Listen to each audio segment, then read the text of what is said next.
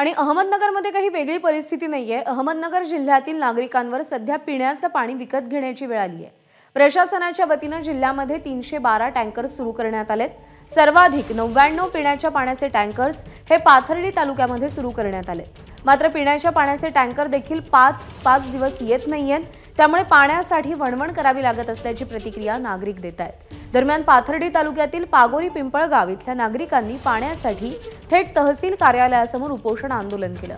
प्रशासनाकडून लेखी आश्वासन मिळाल्यानं नागरिकांनी आपलं आंदोलन सध्या तरी मागे घेतलं। आम्हाला इथं जवळपास 4 ते 5 महिन्यापासून पाण्याचा खूप प्रॉब्लेम आहे। 5-5, 6-6 दिवस आम्हाला पाणी येत नाही। याबाबत तक्रार सगळीकडे केली। इलेक्शनच्या पिरियडमध्ये सगळ्यांना सांगितलं, सगळ्या पुढाऱ्यांना सांगितलं, पालिकेच्या ऑफिसमध्ये जाऊन तक्रार केली, पण आमच्याकडे कोणी लक्ष देत नाही आणि पाणी आम्हाला येतच नाही अजिबात। तर त्याबद्दल प्रशासनाने कुठेतरी लक्ष घालून याचा तोडगा काढावा। आम्हाला एक कायमचीच तारमळ आहे आमची पाण्याची, आणि शेतीला सुद्धा पाणी नाही आहे आमच्या।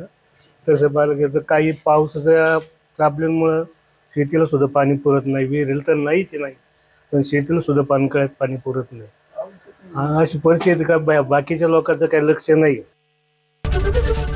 एबीपी माझा, उघडा डोळे बघा नीट।